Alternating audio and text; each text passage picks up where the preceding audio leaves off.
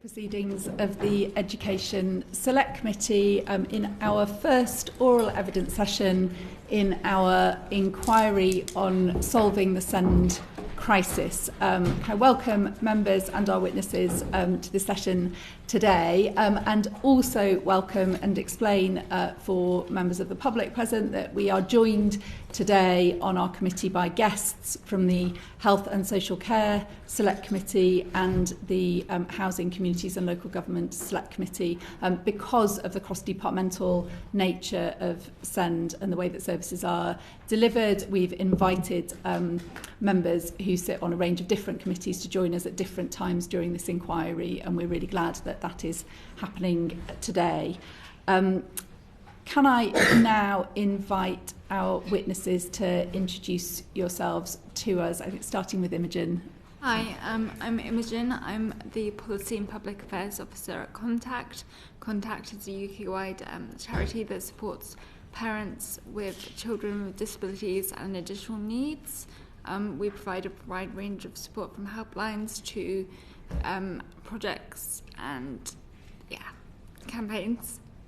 Thank you. I'm Katie Ghose. I'm the Chief Executive of Kids, and we are a charity that provides a wide range of support and services for children, disabled children, children and young people with SEND from birth to 25, and we support the families as well. And we try to harness that grassroots expertise from the ground to influence policy. So it's a pleasure to be here today. Thank you. Hi, I'm Amanda Allard. I'm Director of the Council for Disabled Children. We work with a wide range of professionals who support children and young people with SEND and provide a range of improvement support to local areas who are seeking to improve their SEND services. And we work closely with DFE and NHS England. Oh, and we also run the What Works in SEND programme, which is looking at kind of system level what works across the SEND system for DFE. So one of the headline issues that speaks to the kind of nature of the SEND crisis is the unacceptably long waiting times that far too many children have in getting an education, health and care plan. Could you say what practical action is needed to reduce the waiting times for EHCPs, perhaps starting with you, Katie?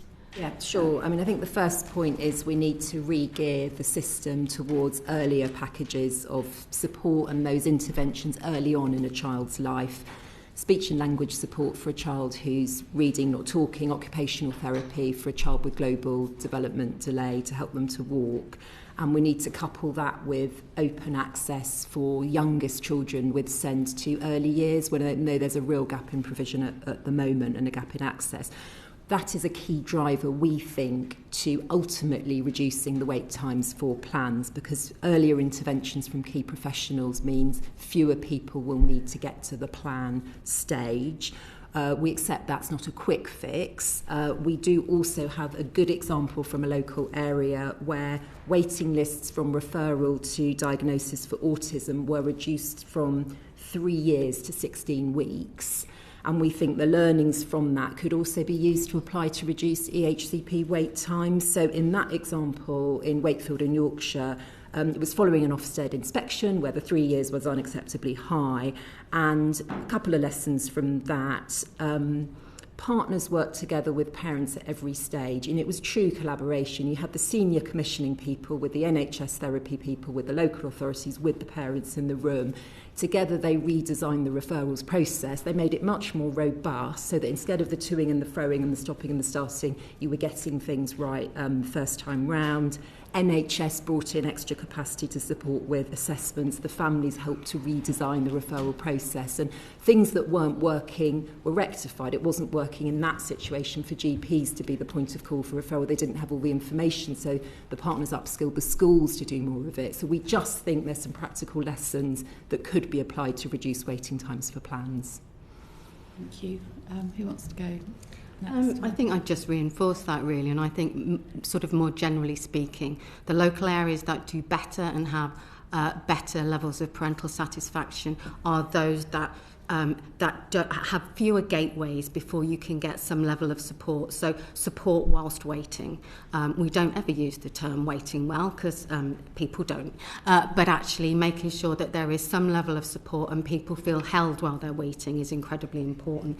I think the other thing is just in terms of that of minimising the number of children, young people who require a plan, is just making sure that you have the right level of expertise in school. Absolutely access, as Katie says, to specialist support for children, but actually a school workforce that has been upskilled in order to deal with lower level problems that actually we should just be able to manage as a matter of course, and shouldn't have to make children feel as though there's something wrong with them just because they process slightly differently or they've got a slight delay, for instance in speech and language. So I would again reinforce everything that everyone said, but particularly the need for inclusive schools, and Contact is calling for SEN support to people on statutory footing, which would help with making sure that all of that support was in place in schools so that there would be less need for EHCPs in the first place.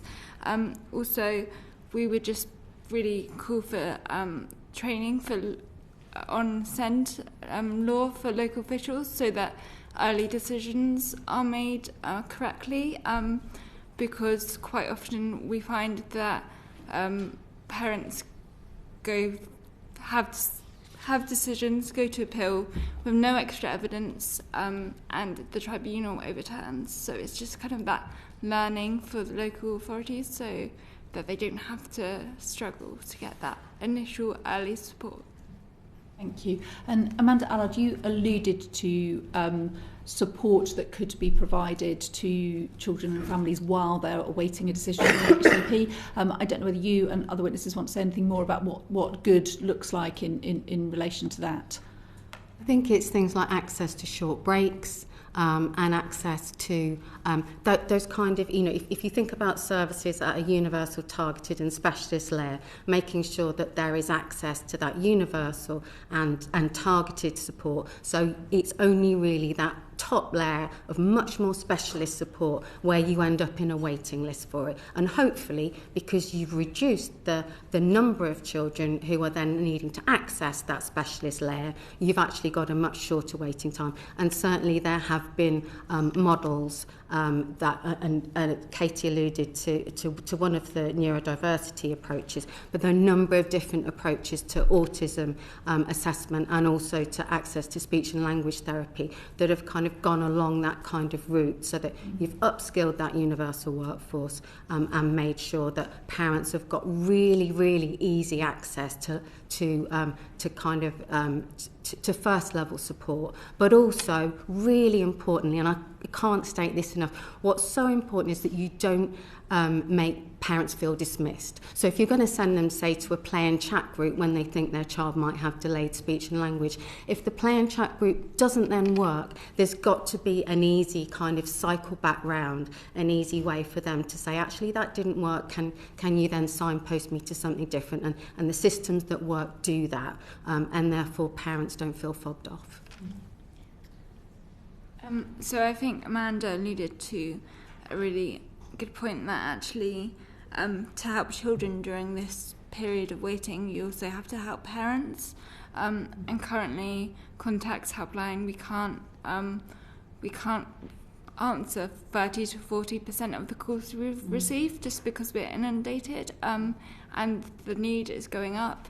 So funding for advice lines, and it's the same case with local organisations like Send Yes. There is much more need than there is facility to meet that, and getting that advice is really important. And we also run projects to help while children and parents are waiting, to give the parents advice and support, such as workshops in sleep or emotionally based school avoidance, and that really helps the parent to help the child. I mean, it's not a substitute, but it helps. Just got two practical examples of help for people on the waiting list. So one is a crisis intervention project, again in the same area, the Kids Wakefield Awareness Support Project. This is a 12-week intervention programme when families are at risk of falling into crisis to help with all kinds of matters, including behaviour of their children, and it's designed to prevent that deterioration and can really help then reduce the number of referrals onto CAMS, for example. The cost is about £500 per family. 94% of the parents at the end of that period said they no longer felt in crisis. So it's the joint working that can make such a difference. In another area in Essex, 3 integrated care boards came together and they commissioned a new service for young people and their families who are on the autism pathway or they've just received a diagnosis, helping them with the peer support, an autism hub with bite-sized resources, interactive webinars and signposting. It's building up the resilience and that ability of people. And it was originally meant for people at the tail end of the diagnosis process. Actually, through the co-production, they've now developed it to be even more beneficial. We think the government can, A, collect and disseminate these excellent, and there are many examples of the can-do, help people now on waiting lists. And second, we think they could commission robust guidance to encourage and nurture. I'm seeing some good signs that some of this stuff is beginning to be commissioned because of the send emergency, but a lot more could be done. Thank you. We'll come to the specific question of reform of SEND support in schools and whether it should be statutory or not in a moment. But can I ask you about SEND support as it is provided in schools now, which we know is inconsistent in mainstream schools and sometimes inadequate. Can I ask you, within the system as it is at the moment, what can be done to improve the consistency and the availability of SEND support in schools? And if you could think about what the role of schools are themselves, but also the role of local authorities and of central government in ensuring that consistency across the country. Amanda, maybe you'd like to start. I think we need some national standards. So I think there needs to be really clear expectations. Children, young people and their parents need to understand what they can expect to have as ordinarily available provision in schools. And schools need to be inspected against whether or not that level of support is provided. And I also think there needs to be, accountability if schools are, and possibly not just through the inspection framework. So that seems incredibly important. We have got to have a system where parents have got confidence and feel that they have got routes of redress if schools are not meeting their child's needs at SEN support. And I now meet parents, which I never did before, who are saying to me, my child shouldn't have needed a plan.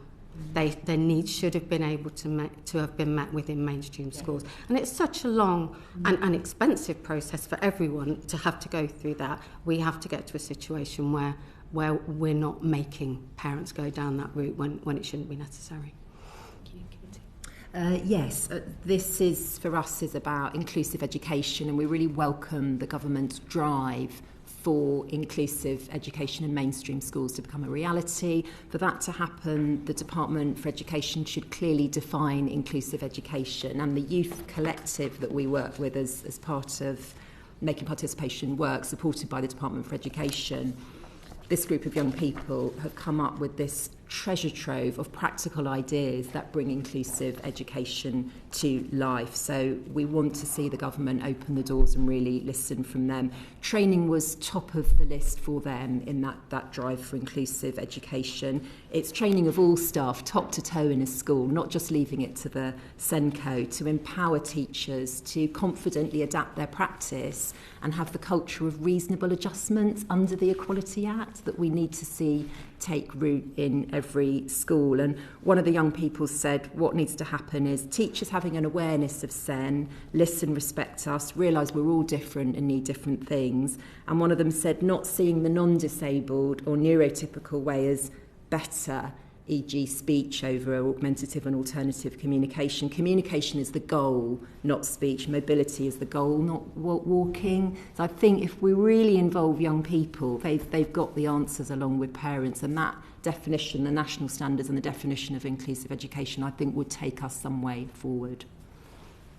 Yeah, I agree completely. What I would say is that the code of practice currently clearly outlines what SEND support is, and it's not being provided. SEND support in the last quarter of the year was the top topic on our helpline. Parents were saying that schools were literally saying, they can't provide SEND support. So what we would say is that there really does need to be some accountability, some governance, that the schools are providing that support, even if it is currently, within the code, that they're providing it now and that they have funding to do so. So that's really kind of the key for us. Thank you. Mark. Thank you, Chair. Thank you all for coming in today. So turning now then to putting SEND support on a statutory footing, I've got a couple of questions for Imogen, if that's okay, and then for the rest of the panel. First of all, your organisation advocates putting SEND support on a statutory footing, as you've already said. What would that look like in practice? So what would it look like in practice? So it would look like elements of the code of practice where the SEND support currently is explained, like the graduated approach, where schools have a duty to assess, do, plan and review, would be put on a statutory footing. So instead of words such as should, they must do it. So it will no longer be just statutory guidance, but primary legislation. And that would mean that schools would have a duty to provide that. And in that, we're hoping that more EHCPs would be reduced, because actually what we're seeing at the moment is that schools are saying we don't have the funding to provide SEN support, and actually there is a trend where schools are applying for EHCP needs assessment, not parents. There's this idea that it's the parents who are really kind of wanting EHCPs, but it's schools. So what it would mean is that schools have a duty to provide it, and it would lessen the vagueness in which it's provided in, because at the moment, for example, schools have a duty to review SEN support at a regular intervals. What regular intervals means is very unclear. So that's what we're thinking, and it would be, we see it as an amendment or an addition to the Children and Families Act, and what we're asking is not for anything more than it's in the code, but just that it has a bit more solid legal ground, and that, as Amanda said, that would also, the route of redress is really important, so that would give parents a route of redress, because we're also suggesting as part of that the LGSO get they widen their remit to include schools, so that schools can be held accountable and investigated for what kind of SEN support they provide in cases of failure. So it's really important that parents kind of have that button that they can press when they believe that their children are not getting the support that they are legally entitled to, although by doing that we're hoping that schools would do that automatically anyway, because they would have a duty to do it. Okay, that's very helpful. So there was a lot in the answer, but it's essentially about taking the code of practice and putting that into law, and essentially ensuring that schools all follow that by changing words like should to must. So my second question would be, critics have suggested that any change in the law in this way would actually increase the bureaucracy, increase the workload on schools. So what would you say to that? So I would say that we're not suggesting take all of the code, just a few elements, like the graduated approach, and actually schools should be doing this now. So it shouldn't, in theory, if the system was working properly, add any bureaucracy to the system. It would just allow for an accountability system to be more kind of followed, and make sure that schools are doing their duty. And it would also potentially take some of the pressure off the LAs, because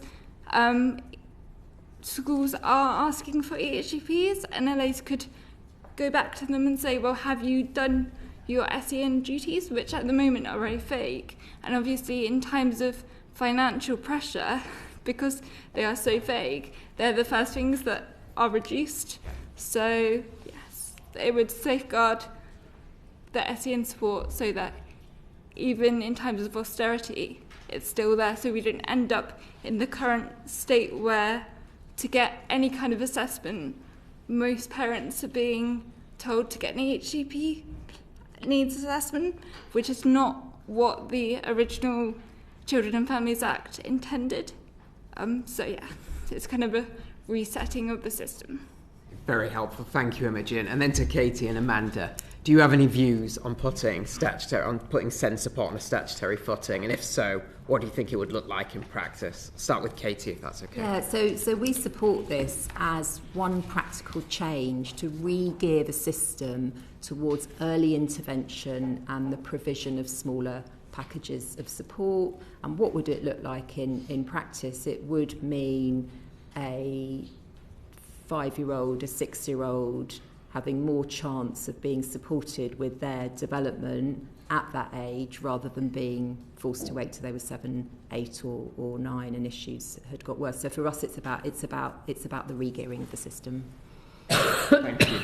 And I think, yeah, sort of part of a package of support, but looking really carefully at the interdependencies. You know, I think what we need is a system that is enabled to cope and be confident at coping with a much broader range of needs than we currently have.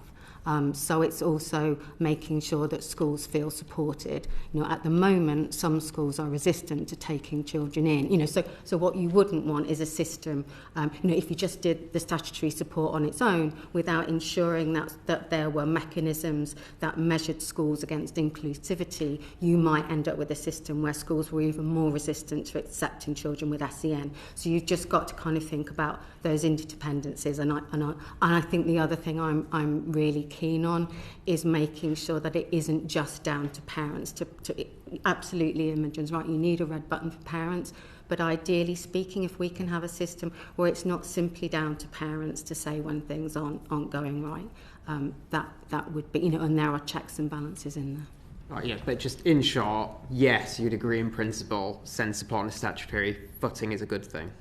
I think look at it really carefully, but I think definitely we need a way of ensuring that children's needs are met at an earlier point in time. Okay, thank you very much. Thank you to all of you. Yes. Thank you. Katie, we know that kids have developed a SEND community navigator model to support parents and carers of children with SEND, navigate SEND support systems. Could you just expand on how this model works and its potential to be replicated or scaled up? And could you also sort of tell us how health services interrelate with this model, particularly those children who might have complex medical needs? Yes, so the Kids Navigator model offers a trusted professional who walks alongside the family. They're a rounded point of support and contacts, and they can signpost and support in all kinds of different ways. So in one example, the family had actually stopped leaving the home because of difficulties in dealing with the child's behaviour, and we were able to support with that through to being that point of navigation when the parents trying to find the right nursery for their child with SEN. So they're fantastically rounded and tailored in terms of the support that they give. And it can be form filling on benefits and signposting and all kinds of things that the family needs at that point. The results from the pilots in the Midlands and in Hampshire have been excellent and coming in at around £616 per family for an intervention. You asked about the potential to be replicated and scaled. So we think, first of all, as part of the government's expansion of early education, we're going to see many more nurseries. And for those nurseries, to break the gap that we have at the moment of babies and toddlers with SEND not being in nurseries. Family support is going to be key. So we've trialled the Kids Navigator model in an inclusive nursery, and we've found a real uptick in the number of children who are going into mainstream primary school when they might have been thought to going into a special school. And one of the reasons for that, we think, is that the navigator has been alongside the family and alongside the nursery helping with that. So that's got potential to be replicated and scaled in the early years. We actually think the Kids Navigator model's got the potential to be replicated at key transition points, so the tricky transition from primary to secondary school and the post-16 transition when we know there's a cliff edge for disabled young people going into adulthood. And a very practical way to do it would be to fund feasibility studies or trials for 12-week Kids Navigator model to be in there at those transition moments. We think support the settings with training and resources and support the family, and then you begin to have a winning formula for dealing with the SEND emergency. Thank you. To Amanda, could you talk us through some effective and actionable ways to simplify the SEND system, ensuring it's more straightforward for both parents and also carers and young people to navigate? How long have you got? Not that long. I mean, I think there are some... I do think the system as it is at the moment is complex and does mean that people need help to navigate it. That also means that it's not equitable. So I think we have to look at, which is why I'm so keen on this kind of making sure that we are meeting a broader range of children and young people's needs earlier. Because what that does is then make sure that you're able to do that equitably. So it's not down to the parent to highlight when there's a problem and to then take the action to do something about it. The school or the early years setting can do that on their behalf. So I think that for me is the main thing, is just making it business as usual in as many cases as possible. Where you have got a child with more complex needs, I think it's about making sure that things like the Kids Navigator model is then integrated with existing structures like the statutory SENDIAS services that are in every local authority, and making sure that they have enough capacity to help those parents who need support navigating the system. They support with navigation across education, health and care, and can support with things like care education and treatment reviews, as well as sort of the EHC plan process, and can also make sure that parents have got that support around, if they feel their needs aren't being met. And I think the other thing to do in order to simplify the system is to change the structures. So what happens at the moment is that we have a many wrong door policy in too many local areas as opposed to a one front door. And that is because of the different agencies involved, the different things that they commission, and the arguments, quite frankly, that happen about who pays for what at that ICB local authority level. So if we cut through that and insist that they commission local area services on a joint footing, and it no longer becomes important who pays for what, because it is ostensibly a shared pot of money, however they work that out, and I could go into a lot of detail about that, but I won't, then I think you're not getting so much of that, I'm really sorry, we can't help you, why don't you try them? Because actually the system has thought about it together and has thought about that journey and those pathways for children with more complex needs.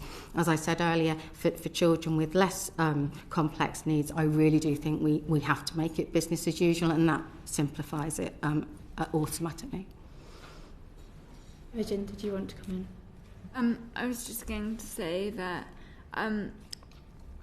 we support the Navigator model, and that we see that there's demand. I mean, we do casework as well, which is very similar to the Navigator model in London, in 5 boroughs in London, and there we we work with professionals, we help with EHCPs, we really get to work with parents and kind of rebuild the trust, because a lot of parents don't have trust in the system, because they can't. They've been trying to get in touch with local authorities and they don't reply. That they just feel completely kind of at loss with the system, and so it's kind of rebuilding that trust with kind of an independent person who can support them to go to meetings with local authorities and empower them as well, so that once they know about the law and stuff, they can then do that via peer support and feel like they can do it. So we support the navigator system, but again, we'd also like to see a system where it wasn't necessary, but at the moment it is very necessary to have that, because it is a complex system that a lot of people can't access. Thank you. Carol. Thank you, Chair. I'd like to look at the professionals in schools now. So given the shortage, the current shortages in relevant healthcare professions, do you think it's possible to upskill other staff in education settings to provide more basic interventions in these areas? The second part of the question is, what steps do you think could be taken to improve the involvement of the existing health workforce in supporting children and young people with SEND? Is that to me? That's to anybody who would like to answer. You want me to go first? Yeah, why not? And I'll jump in. So there are some really, really excellent models that have done this. So approaches like the balance system in speech and language therapy, or it doesn't have to be the balance system, but that model, what that does is it uses the clinical workforce to upskill the universal schools, early years setting workforce, so that they're able to provide those universal and targeted interventions. So that has what we see in those areas that have done that is actually you've got a more empowered workforce who feel able to manage a wider range of needs. You've got happier parents. The same thing has been done with neurodiversity. So with the Portsmouth model, school staff, early years setting staff have been upskilled to deliver a neurodiversity profiling tool. So that actually that can be done, and then interventions can be put in place, so you don't have to go through that lengthy autism assessment or neurodiversity assessment before those measures are put in place. I think what we've seen with the current system is where, and where clinicians are divorced from school settings, is you see school settings not feeling able to manage the need. But then also clinicians not actually able to manage the length of queue coming through to them, because all that's happening is schools are just referring or parents are just referring. And I think that interplay really can cut through that kind of approach. I think what we really need is leadership. We need leadership from DHSC in terms of saying that this is an approach which they expect ICBs to be putting in place. Because at the moment what we've got is great bottom-up models and a lot of interest. We run a community of practice around the Portsmouth model because so many commissioners are interested in it, because it seems to be really effective in cutting waiting times. And that's one of the requirements that NHS England has set for ICBs. But actually, that leadership has not, I don't think, sufficiently come down from DHSC in terms of that level of expectation. There's some great examples where people have been upskilled by the clinicians and the medical professions to support children's medical needs. So in one of our nurseries, our staff were trained by the local nurses to support a child with a tracheostomy. I think they said it was the first in the county. There are these shining practical examples out there so that we can deploy healthcare specialists where only they can do something, and give the confidence and the skills across the rest of our SEND workforce to be able to support those children. And to achieve that, I think there are some good examples out there, but sometimes there can be a rigidity in some schools or in education, a worry or a fear that's stopping them from saying, actually, talk to us, let's find a way to support a child with these health needs. Healthcare is an essential enabler for children with SEND to be in education and stay in education, and that is why it has to be a joint initiative. And I've had conversations with teaching assistants who want more skill around speech and language, for example, but finding the resources to upskill them, it seems to be really difficult. I mean, online resources for them to tap into would be... I mean, the models where this has taken place, it has been delivered with the existing clinical workforce.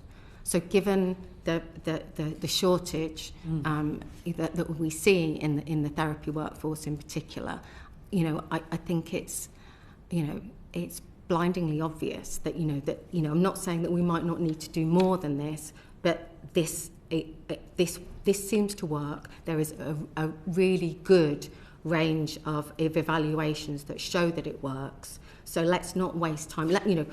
I understand that the health system always likes a randomised control trial, but children age while that process goes on. So if we've got something that really seems to work, let's operationalise it and make sure that we evaluate it as we go, so that if there are glitches, we can iron those out along the way. Sometimes. And then, also make sure that, well, if that means that actually schools need more resources because we are expecting more of them, then we need to plan for that as well. And maybe, if you're upskilling teaching assistants in order to deliver a greater range of skills, then, you might need to look at enhanced pay. So we need to think it all the way through, but we need to be clear about what seems to work and getting that into widespread practice. Thank you. So given the current shortages in specialist teachers and SENCOs, what measures can the Department for Education or individual schools implement to attract more specialist teachers or support and upskill existing staff? And how can the school system enhance support for SENCOs to help them effectively fulfil their roles and address the needs of students with SEND? Just got that out. Shall I start? Excuse me. Starting with the SENCOs, actually, I mean, what we need to move towards is that whole school approach. So from top to toe, everybody in a school has that SEND confidence, and the training is essential so that it doesn't all fall on the shoulders of the SENCOs. So we definitely need to see the basic SEND training, including the initial teacher training, improved. They're only getting 2 days of overall SEND training at the moment, so that needs to be considerably boosted. And we think this is going to be one of the biggest levers for delivering the government's inclusive schools agenda. And we think the practical training in how to navigate the system is important as well, so not just the theory of SEND. A very practical way to support SENCOs is something that we do as kids in schools at the moment. We have group sessions of therapeutic interventions, Lego therapy, draw and talk for children with SEND to support them with the socialisation skills and to make it that shared responsibility actually with voluntary and community providers supporting schools and supporting the SENCOs, and we're seeing really good results from some of those therapeutic interventions, and we think that sort of practical initiative can really support the overall school workforce so that it becomes everybody's responsibility and that everybody's confidence is boosted. Thank you. Right, bring Sarah in for short supplemental, is that? Yeah, very short. Just going back to the first question, really, and whether you've got evidence or would believe that there's merit in the co-location of services and how they're delivered between professionals from different sectors. Yeah, I mean, I think sort of going back to that kind of balanced system kind of Portsmouth approach, it's really important that schools are able to draw quickly. So you've had your training as a teacher or a TA, but actually you've got a child for whom those interventions don't seem to be working. It's incredibly important that you've got easy access to that more specialist in-depth support. So we're advocating for teams around schools, based around, if you think about kind of the community kind of hub footprint level. So you've got teams around a group of schools. So those group of schools they know who those clinicians, who those specialists are, and we think that should include the entire range. So, community health services, social care support, specialist teachers and other support from the local authority, so that actually they're all working together. And also school nursing, obviously. There are at the moment children out of school because there are arguments arguments about, whether or not their medical needs can be met in schools. So we think that kind of integrated model where schools are properly supported and those services understand that is their footprint and that is their delivery model, is really going to cut through a lot of the problems that we're seeing at the moment.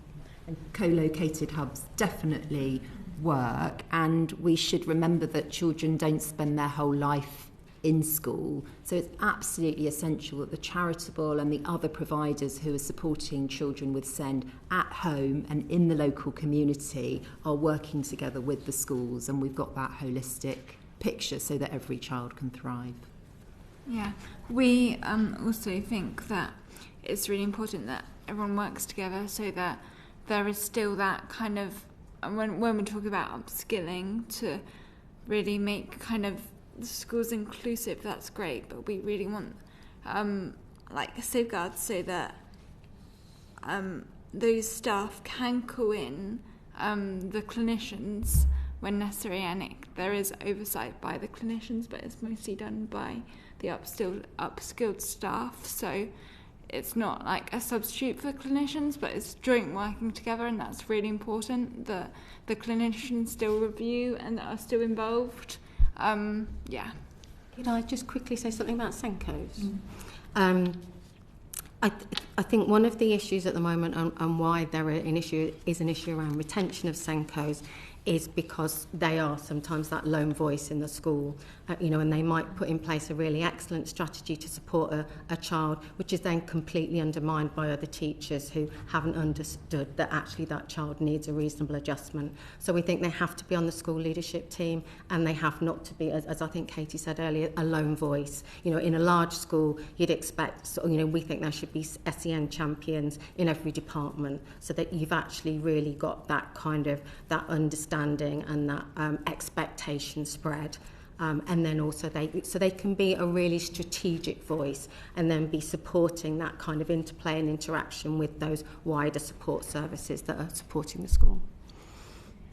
And just on that point as well, we also think that this might be skipping ahead, but we also think it's very important that actually all teachers receive training in what the Equality Act requires and what reasonable adjustments are, so that they have an understanding of SEN law themselves as part of teacher training, and therefore that would allow for more collaborative work with the Senkos. I'm going to go to Jess in a second, but if I could just ask everybody to be mindful of time. We've got quite a few more important topics that we want to ask you about, and increasingly sort of limited time to be able to do that. So Jess, over to you. Thanks. How can the current allocation and distribution of schools' block funding and high needs funding be improved to ensure it effectively meets the diverse and evolving needs of children and young people with SEND? And what measures could be implemented to promote greater transparency, flexibility and equity in funding? I think that is a really, really difficult question, and I think it is one that we're planning some round tables, aren't we, to try and unpick that a bit more. I think what I would say is that the money couldn't be spent more badly than it is. That's not very grammatical, is it? But you know what I mean. Than it currently is being spent. And what that means is that that there's no money for that early intervention, and we're pushing children into requiring more and more specialist support. So I think we have to find a way of continuing to support those children with complex needs, absolutely, but ensuring that we are supporting at that earlier point of presentation. And in our view, it should be ring-fenced. Money for children with SEND should go to children with SEND. That is a fundamental principle that should underlie any reforms that the government seeks to bring in. And we would support that ring-fencing. Also, I think it's just important to note that the nominal £6,000 that schools get can cause a lot of confusion. We get a lot of calls from parents saying, why isn't the school spending the £6,000 on my child?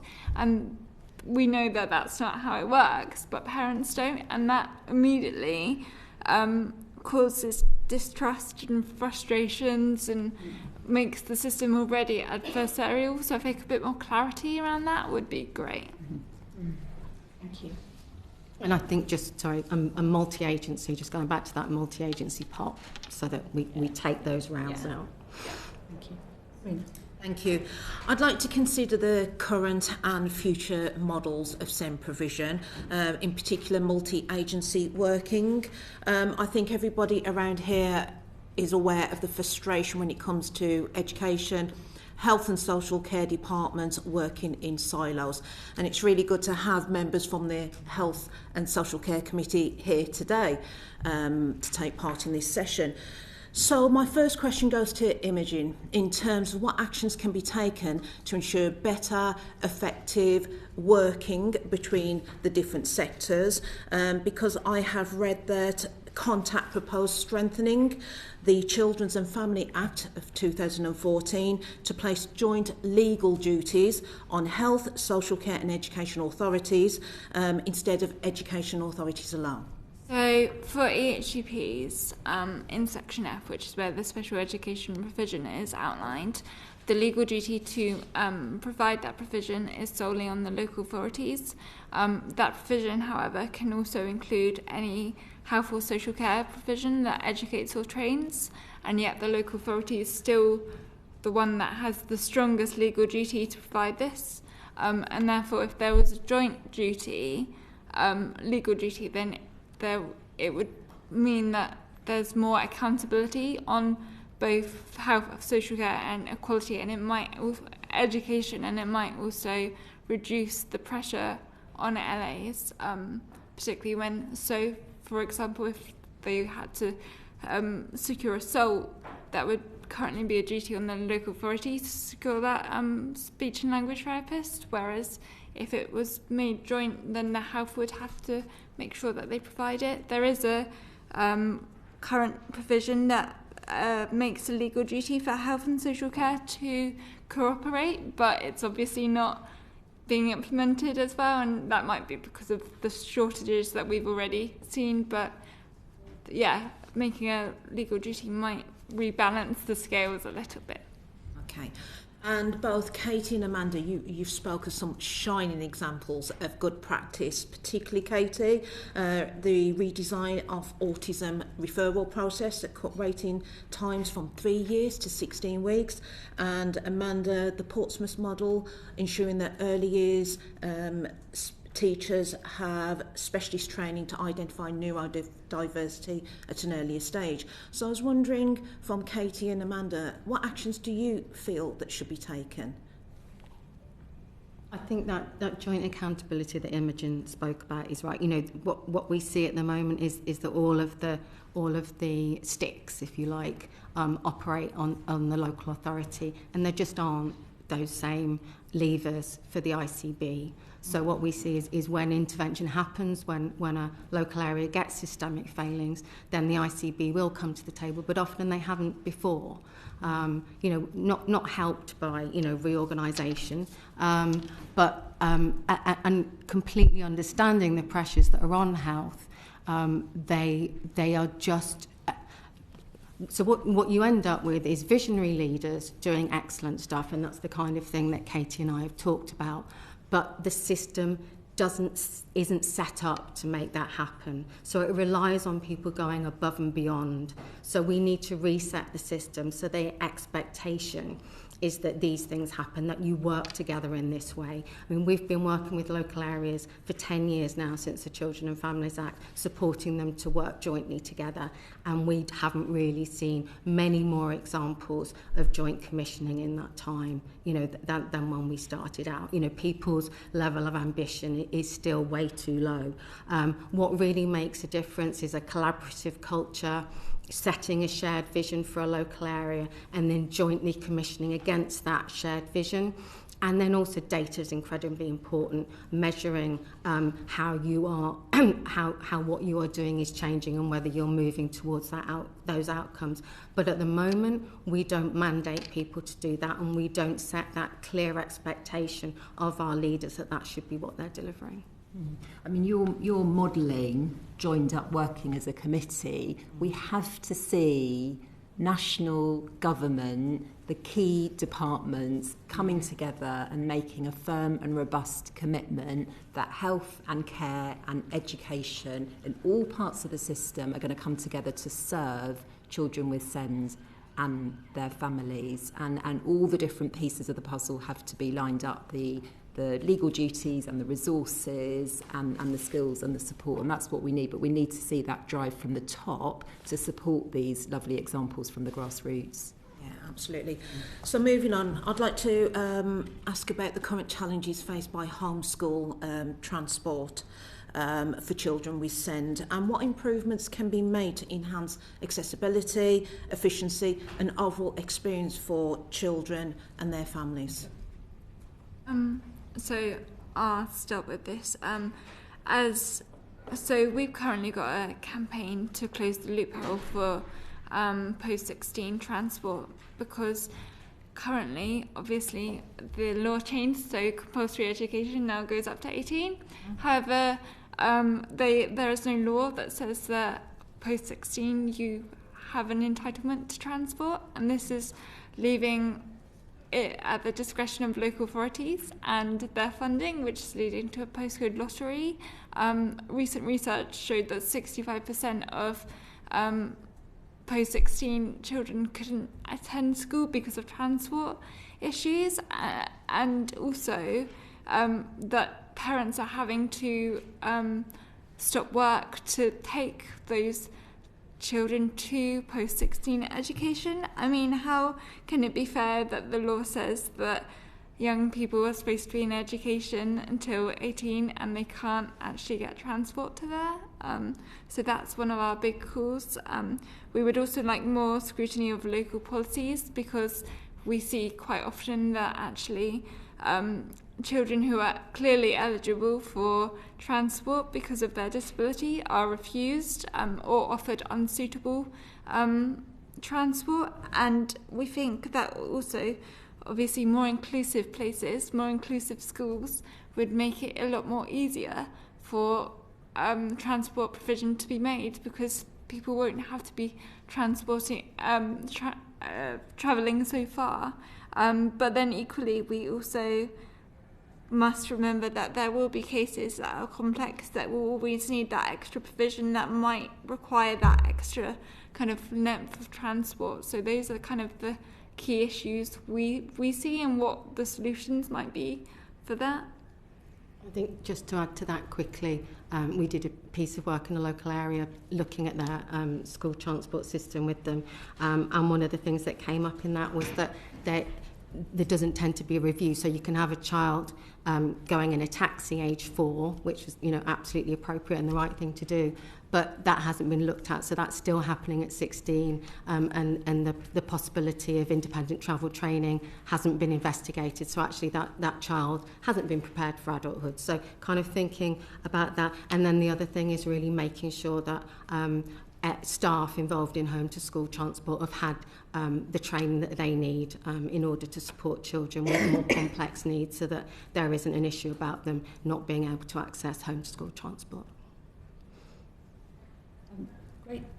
We'll go to Sarah next. Thank you. Thank you. We're going to talk now a little bit about the need for potentially greater accountability within the local authority within the system. And far too often in Hyndburn, I get families coming to me at their absolute wit's end, and I think there are often two big issues that come out of their individual cases. One is the problems with the adversarial culture that exists within the system, and then the other one is the lack of accountability, even if they can overcome that adversarial system in order to get the HCP in place. So the question really is, what would you suggest that can be done that enables us to do both, which is reduce the adversarial nature of the system whilst increasing accountability, particularly of local authorities? Obviously, we've spoken a bit about what we could do with schools, so that families basically get a better deal out of the system. So I think to decrease the adversarial nature is just I would strongly suggest a lot more training for local authority officials on SEND law and what it actually means, because that would provide for kind of the initial right decision in the first place, which, because a lot of the appeals are on needs to assess for appeals which are quite a low bar, but also in terms of accountability for LAs, what I would suggest is that, what Contact suggests is that there should be stronger kind of government oversight and intervention, and it should be triggered by key data such as the tribunal statistics, how frequently LAs are at tribunal, how often they concede the day before the hearing. That's a worrying trend that we are seeing, which is just LAs essentially using the tribunal to delay having to pay for funding in cases that they know that they're going to kind of lose, and failures to meet times that scale. So what we would like to see is kind of an establishment of public hearings and inquiries into local authorities who do not comply with the law, and that information should be publicised, because I think that kind of public pressure might be able to encourage them to make better decisions in the first place. I think this is difficult because all the incentives are in the wrong place at the moment, and the system is so deeply letting down families and young people, and so many of the behaviours is just delay, and very adversarial.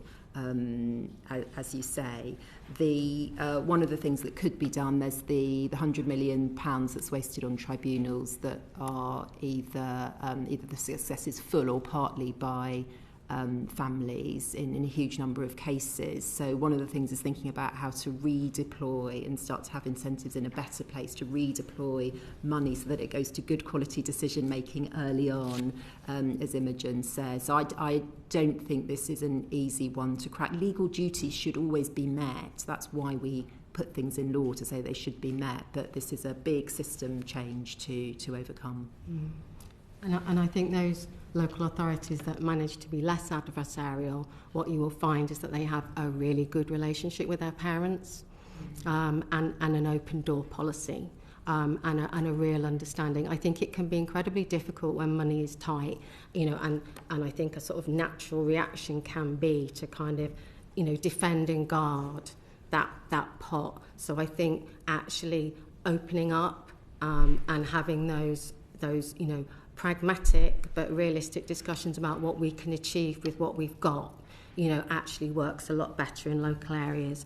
I think where intervention does happen, it does work, but it's slow to create change, and I think we need more. We do need more training, as Imogen says, but I think that actually is at leadership level as well. So that actually that expectation that we understand the law and we comply with the law comes down from the top, and is supported from the top. And I also, I guess I would be nervous about putting more strictures on local authorities without having first broadened out that range of accountability. It is, the solution is not simply in the hands of the local authority. We'll move to a couple further questions from Jen on that theme. Yes, thank you. Thank you very much. I'm here guesting today from the Health and Social Care Committee, so I've been incredibly interested about your thoughts around collaborative working and how that might look going forward. I did have a question around how effective current accountability mechanisms are in that space, and I think we've probably covered that. My question that I would really am very interested in is how you kind of make those more effective and what that would look like in practice. Would it maybe be something along the lines of the mental health investment standard, where ICBs have to allocate a proportion of their spend to mental health care? Would you be considering something along those terms, perhaps an allocation of proportionate spend on early intervention or prevention, something like that? Or is it much more putting prevention perhaps on a statutory footing without being too prescriptive? And I'm just interested about how you'd look at, in terms of accountability, is it looking at more outcome-based sort of commissioning and tracking that? I mean, I think we could all see how you could be held accountable for an individual's outcomes, but how it looks at it more holistically, because we're kind of entering the space of what happened because of this intervention, what could have happened without it. So just sort of thoughts on how you kind of have that whole system's accountability that puts that onus on ICBs as well as local authorities. Yeah, I think what we would like to see is a requirement for ICBs to have to come together with local authorities to jointly commission. So obviously there is an expectation, but actually strengthening that so that isn't at the moment it's a kind of as I said earlier, it happens when people go above and beyond. So really setting that expectation. I think outcomes-based commissioning is really important. And one of the things that, for instance, at the back of my mind, I worry about with models like the balance system and the Portsmouth model is that what you don't want is the waiting list to come down and then the ICB to think, oh, we don't need as many therapists then. So you've got to have a system that is sophisticated enough and data that's sophisticated enough to understand that actually if you've had a success in this area, it's because of the activity that's happening here, and you've got to be able to measure that across. And that, one of the things that is really striking when you work with a local area is when they share their data and they understand that these are our children, not your problem and my problem, but our children. That makes a real difference. So I think we've really got to really excited about the fact that we're looking at a unique identifier and better data sharing across education, health and care, because at the moment it's just not happening in the children's world, and I think that really is a significant drag on that joint commissioning, because we can't sort of track the spend and the money on individual children in the way that we should be able to do.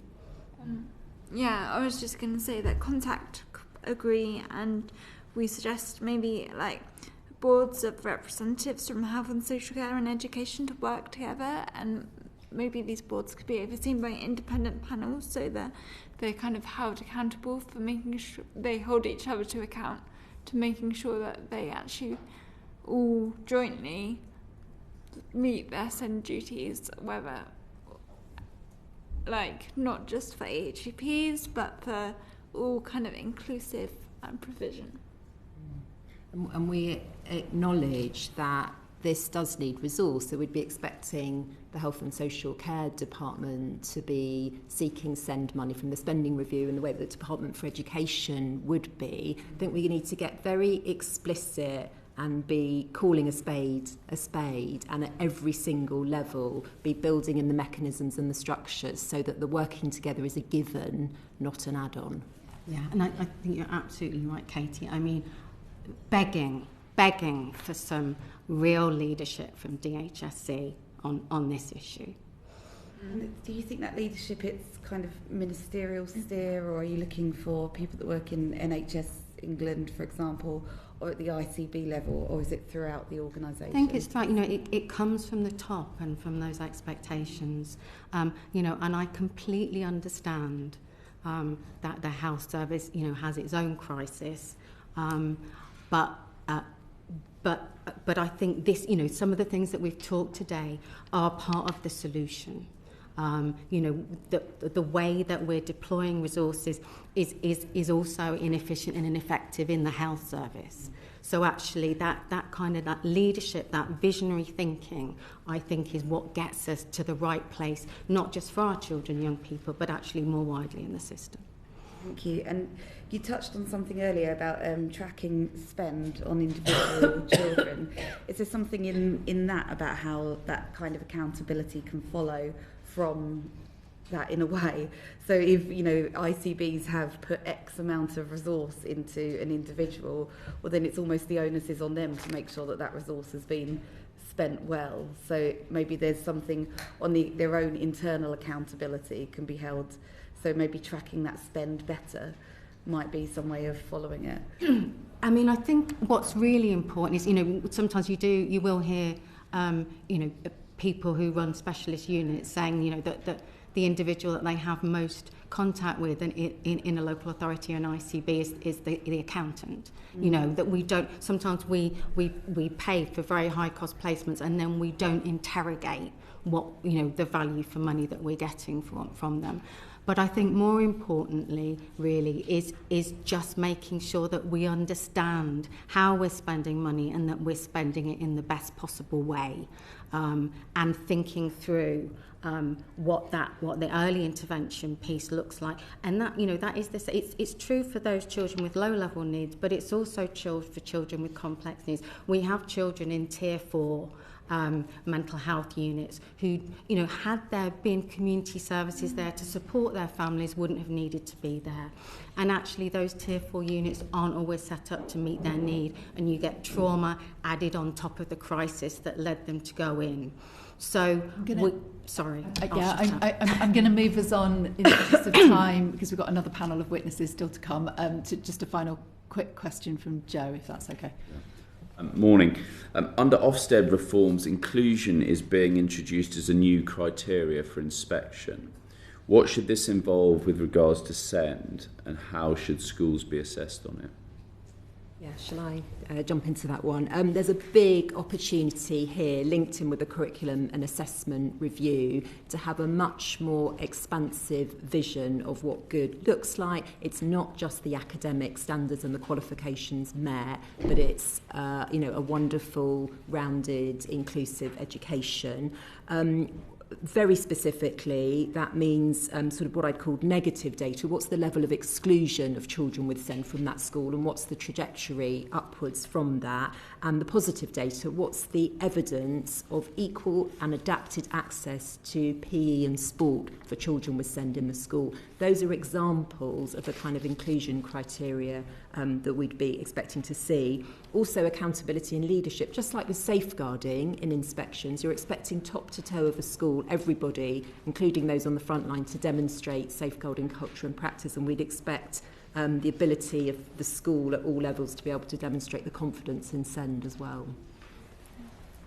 So I would agree and just say that we would again stress that the inclusion criteria go off the law, so that that everyone has a entitlement to mainstream school and they can access all the activities in that school, and that there is an anticipatory duty for reasonable adjustments, so that teachers should be making those reasonable adjustments, and that particularly how schools support children with special educational needs to attend, rather than just focusing on figures for attendance. That would be one of our main issues, and how pupils and parents feel inclusion is going. It's really important to get that kind of aspect as well.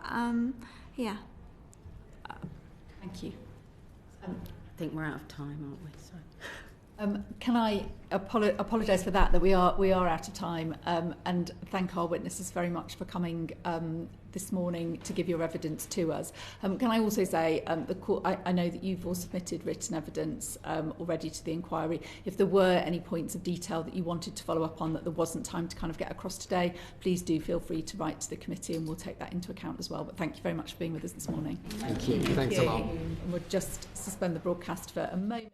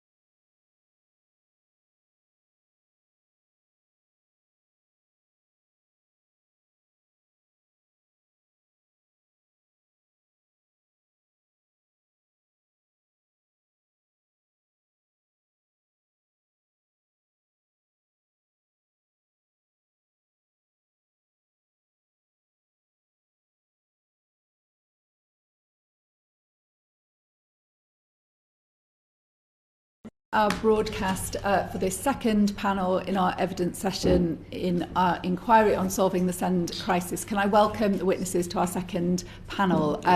Can I say, as you've seen, we're under quite a bit of time pressure this morning. So just a reminder, we have received and we will take full account of written evidence that you've submitted.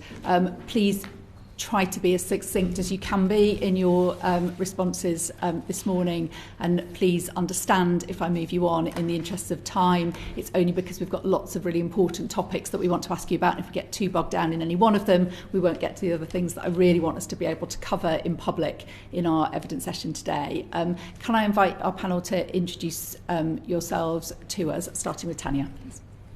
Hi, I'm Tania Tirraoro. I am the founder and co-director of Special News Jungle website. We write all about SEND, and we do our best to hold the government and everybody else to account. We've got a small team there. I'm the parent of 2 now adults with autism and ADHD. I'm also autistic. And I sit on a number of advisory groups for the government, such as Ofsted and Whole School SEN and so on, as a parent advisor. Thank you. Jo. Hi, thank you very much for having me today. My name's Jo Harrison. I'm a director and co-chair of the National Network of Parent Carer Forums. Everyone that works for the forums are parents and carers of children and young people aged 0 to 5. I myself am a parent of 2 neurodiverse children, one that is thriving within mainstream on SEND support, and another who is in an independent provision with an EHCP. Hayley Harding. I was one of the co-founders of Let Us Learn 2, a campaign group that was set up to try and ensure that parents' voices were fully heard by the previous government and obviously now. I also set up a local campaign group originally called Sutton EHCP Crisis. Agnes. Hi, I'm Agnes Agyepong. I'm the founder and CEO of an organisation called Global Child and Maternal Health. We were set up to put research back into the hands of black communities as leaders and change agents, really owning our data and our stories. And last year we published a Black Child SEND report, which was really about understanding the experiences of black heritage parents accessing that SEND support for their children. And as a result of that work, we've now set up the SEND Equity Alliance, which will be launching in March. Thank you very much. I'm going to pass to Jess to ask the first question. So many parents and carers that I talk to worry that the people around their children at school don't necessarily have the knowledge or skills or training to be able to effectively support them. So how can the existing training system be enhanced to better equip teachers to support these students with SEND and improve their educational outcomes? Let's go first. At the moment, there still is very little in the initial teacher training about SEND training, and what we think is that it should be a golden thread all the way through. It shouldn't be just a separate module, because any child can be diagnosed at SEND at any point in their school journey. And so really, you're getting teachers still who are really poorly equipped to get into school, to be confronted by a class where 4 or 5 or 6 may have some kind of special educational need, and you're kind of setting them up for a stressful failing for the first few years, and what it's doing for the children is they're not getting the support they need. I would also echo what Tania has said. 93% of our parent and carers that we spoke to regarding today's session actually said that training really needs to be highlighted within schools. The issues that SENCOs have in relation to they're the one person that is there to support SEND. Often they have teaching responsibilities alongside their SENCO duties, which leaves them further stretched. And as Amanda had referenced, they're often not within the leadership team, which again proves further challenges. I actually live in Essex, which is part of the balance system, and we've seen some real changes there in respect to using that specialist workforce to upskill teachers and teaching assistants to be able to provide just adjustments in their day-to-day teachings as well, to be able to support those low-level interventions that doesn't necessarily need that higher level clinical intervention, and that really enables children and young people to thrive.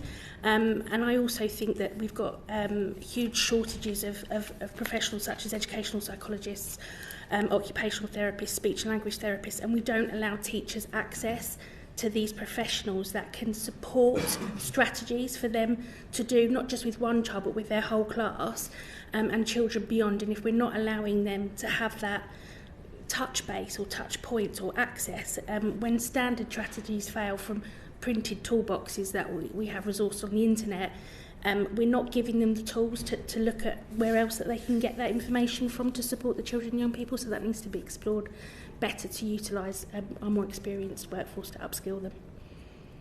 Yeah, I think I agree with those points. I think there needs to be a change of perspective, in the sense that I think sometimes teachers will sometimes think it must be the parents' fault, and that's their instant kind of reaction, and it's behaviour. And I think maybe more training at the beginning when they're training to be teachers, but actually for the existing workforce as well would really help, because we need to reverse that trend, because unfortunately the more pressure that's on them, the easier it is to go to the instant kind of easy response that there must be something going on at home or something of that nature.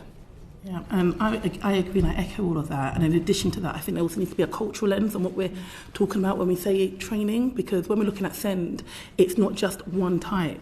We had a case where we had one student from a white British background. He used the normal stimming ball just to self-soothe, and that was fine. There was another boy, and he was beatboxing.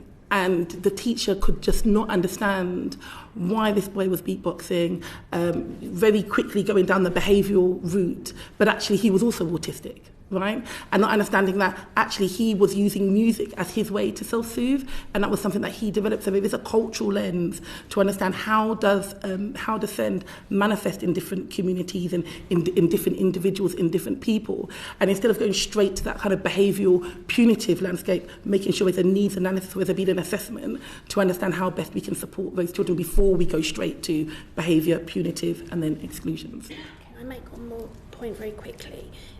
On the basis of punitive behaviour approaches, we do really see that actually exacerbates dysregulation in children and young people, and then also further impacts on attendance, exclusions and suspensions. So again, the wider impact and the reach and the outcomes for the children and young people. And there is in-school training funded by the Department for Education, run by Whole School SEND.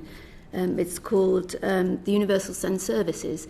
Now, I sit on their advisory board. This has been going on for over 3 years now, and it's free. It's available to every school, but we don't think the Department for Education is doing enough to push this training that it pays for out to schools, out to local authorities. It's fantastic training. And it's there and it's available. We think that there should be a much better job being done. And it needs to be made not just as part of the change programme, but long term. Okay, a number of you mentioned SENCOs, but how do you think that there could be enhanced support for SENCOs to help them fulfil their roles? At the moment, I thought a lot of pressure is just put on the SENCO. I forgot to add in my introduction, I do have 2 out of my three children also have a SEND need, so I do regularly interact with the SENCOs. And we're going through a digital revolution. I'm not sure if I'm allowed to kind of add that here. How are we now kind of looking at how some of these tools can support SENCOs to help with the administrative aspect, so that they can actually then kind of show up more on the people-facing aspect of their roles. In addition to that, there needs to just be more support. I think our previous panelists said this. A lot of the time, SENCOs are not given the kind of level of prestige, I want to say, within the schools. And so that undermining already impedes the ability for them to be able to really advocate for their parents. And so sometimes actually you'll find that SENCOs and the parents do have a really good relationship. However, they're not able to still get the support they need from the school system as well. Yeah, just adding on to that, I think there's a lot of pressure put on SENCOs, and they are very, very overworked. And there tends to be in some schools a culture of that's the SENCO's job. Yeah. So they sort of dip in and out, so that child may have an hour's help, but then that's it. I think if we could get, as we've already spoken about, more of a whole school approach, so all the teachers know the methodology and they don't need to call the SENCO in to write the reports, for example, that would really help. And it would also speed up the whole process as well. And also Senkos are often the key point of contact for a parent of a child and young person with SEND. And if they have stretch capacity within the school, often we hear that you can put in a call to speak to a Senko about a really simple concern that might have happened at school that day, or a slight concern about the type of intervention or something, and there isn't the capacity to have that conversation with the parent because they're stretched, and there's only that one point of call. And if you're speaking to the class teacher, they're generally, again, they're stretched, will say, oh, it's SEND, you need to speak to the Senko. And where there isn't that relationship that allows that, can foster anxiety within the parents, which then doesn't then help resolving situations really quicker. So that also then can exacerbate behaviour being demonstrated by the child in the classroom, or again a child and young person not being attending at school because there isn't the time to have that conversation with the parent to re-regulate that child to get them back into education. So it really has a wide-reaching approach when we're not giving them the opportunity to thrive in the role. And Senkos often have, as I said, they can be a class teacher, they can be a head of year, head of PE, as well as Senko. I mean, they're only one person, who can do all those roles sufficiently. Because SEND has expanded so much in recent years, they should just be being the Senko. Maybe a class tutor at the same time, but it's a job that's plenty big enough for them. They should also be trained in SEND law. IPSI does SEND law courses for Senkos. They're available now, so we think that they should be taking those courses. And they should certainly be having protected time at the moment so that they can get that work done. Yeah, thank you. Mark. Thank you, Chair. So what strategies or measures should schools or local authorities put in place to help SEND students make the transition from early years to primary school or primary school to secondary school? I don't know if the panel have any thoughts on that. Who'd like to start? Well, they're supposed to do it now. Yes. And in fact, many schools do a really good job of this. Their children have visits up to the primary school, from reception, from the nursery school up to the school they're supposed to go to. And so many schools do this really well, and the same into secondary school.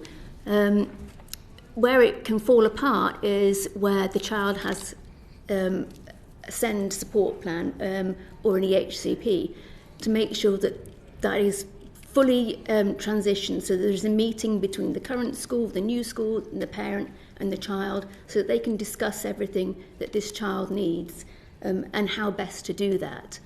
And when you're moving into post-16 as well, that is quite it's a massive transition as well. And the same thing needs to happen there, but I think that happens less often. So those kinds of things can be written into an updated code of practice. And just to build on what Tania has said, and I wholeheartedly agree there, what we're finding is that many children that are moving, particularly from primary school to secondary school, where there is a real change in the environment from being in that small class in a more nurturing area to being a grown-up in school, is that we're not giving them time to transition.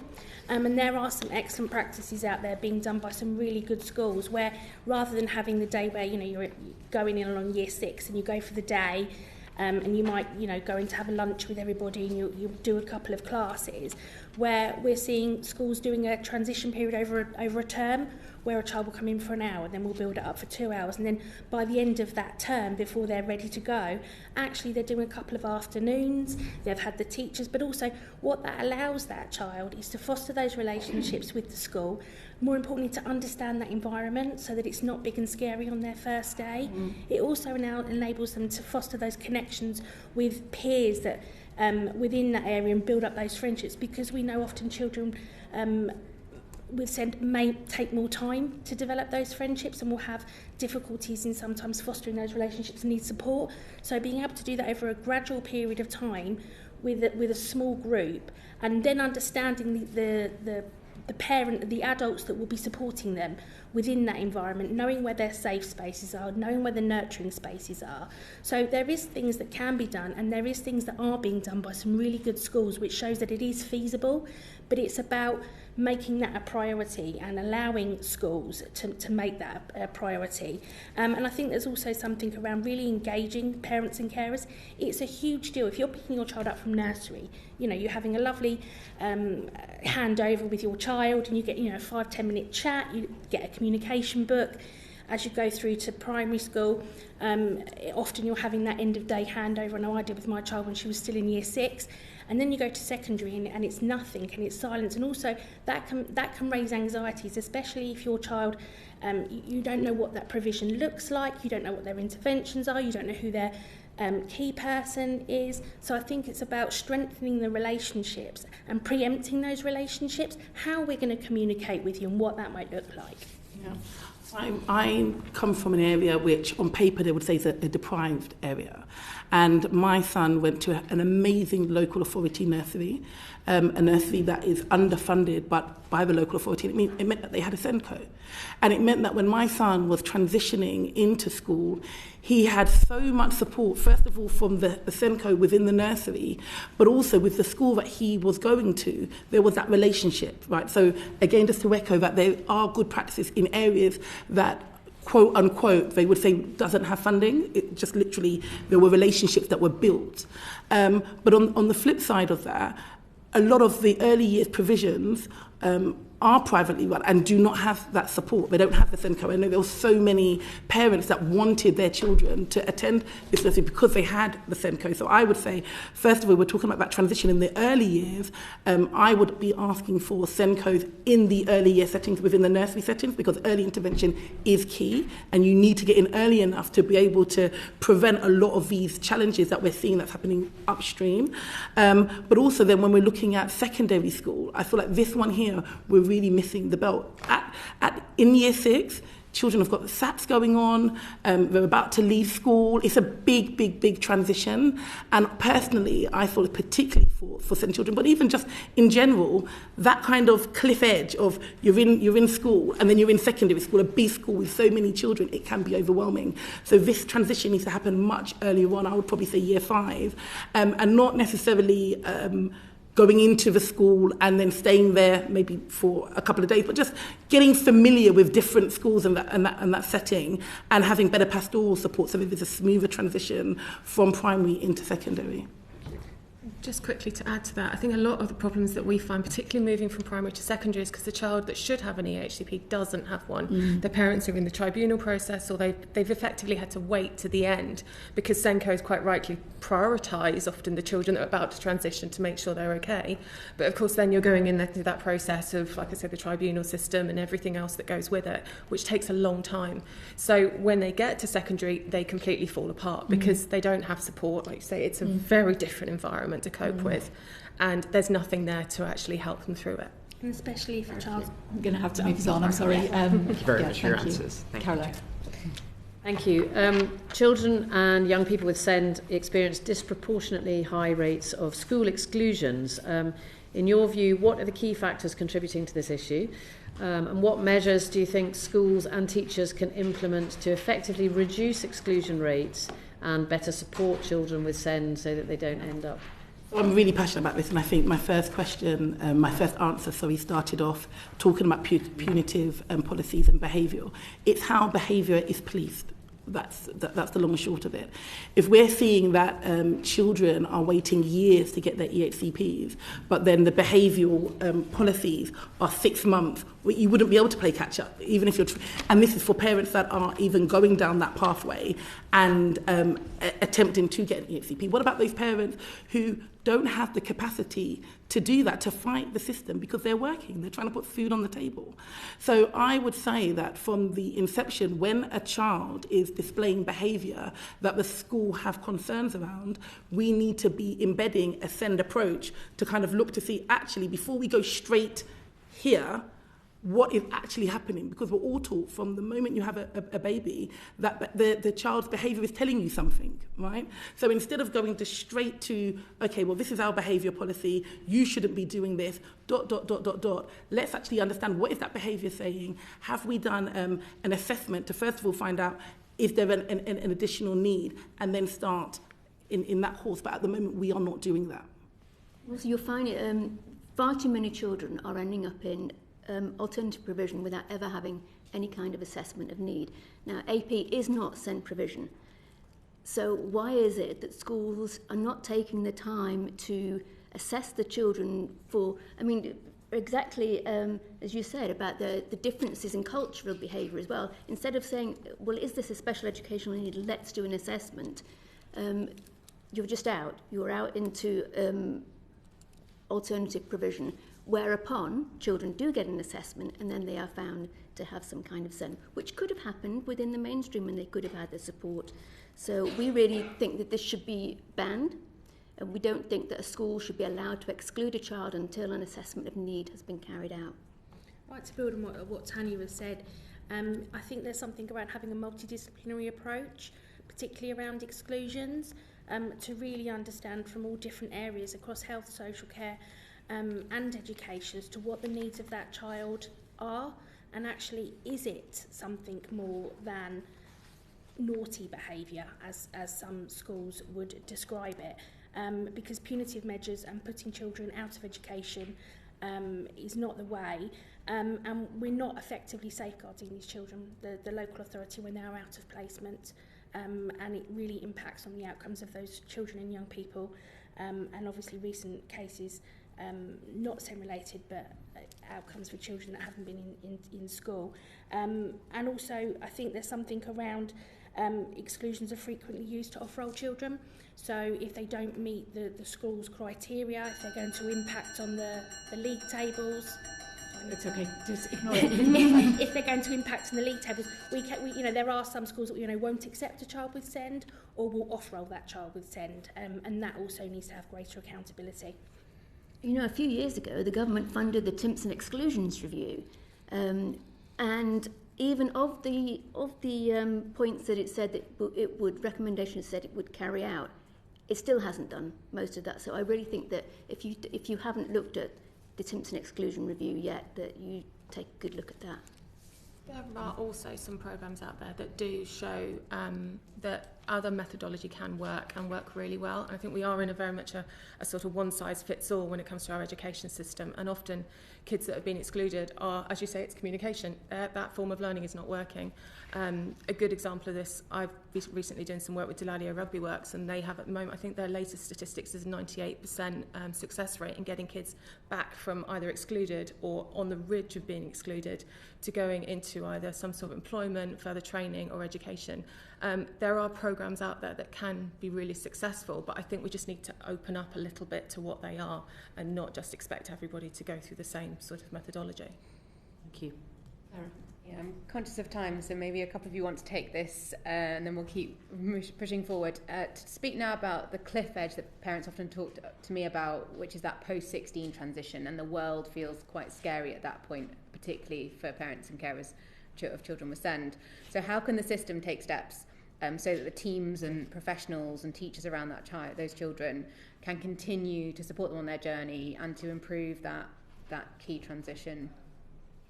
I think when the Children and Families Act came in, it was brand new for post-16 because there hadn't been statutory provision before. So this was new then, and I don't think that it has properly been embedded yet. I mean, it is too easy for, also if a child with SEND comes along to post-16, well, how about travel and tourism for you? How about one of those lesser academic courses, instead of really looking at what that child's interests are and how they can be supported. My own son went from a specialist school back into mainstream sixth form. His support was not replicated there, even close, and he ended up, failing his ASs as a result when he'd got A stars in his specialist school. So, and that situation hasn't changed. So really, more help, more imagination to see what young people can do. Our co-director's daughter, a little bit older than post-16, but she's now doing a work fit with Down syndrome, the scheme where she's been working in H&M, doing fantastically well. So just more creative thinking. Yeah, well, our work, particularly with black and marginalised families and community groups across London, tells us there's a significant concern, especially around that post-16 transition. at a time when particularly our children are mostly at risk of criminalisation. So this is really, really important that we're getting underneath the bonnet early on. To reduce the likelihood of a failed or difficult transition into further education and employment, we believe that transition plans, just like what we said with the early years, they need to start early on. It's happened so late. It's like these big cliff edges that just keep happening, and it means that children, especially children who have additional needs, are not able to adjust or transition smoothly, and also the school system or the work system that they're going into are not able to have that time to be able to also prepare for that transition. So we believe that the Department for Education, local authorities and schools must ensure that the plans that are then put in place for these young people are regularly updated to reflect any changes in the student's life or needs, supporting them as they move into adulthood with the necessary skills and confidence to succeed in further education or employment. Anyone else want to come in quickly? No. I want to ask about funding. So we heard from one of the witnesses on our previous panel that money that is in the SEND system at the moment isn't always spent very well, and certainly we know that it isn't achieving the outcomes or the level of service that are needed. Do you have views about how the funding that is already within the SEND system should be allocated, how there can be kind of more transparency for how it's spent and how it can be used to deliver better outcomes for children? Yeah, in short, it should be given to the families that are supporting or filling in the gap that the government is not currently filling at the moment. So many groups are coming out, and probably that's why we're a lot of us here on the panel today, to fill in these services. We start off as parents advocating for our own children. Another parent comes with their own concern, we start helping those, and then the next minute we literally as parents have a caseload.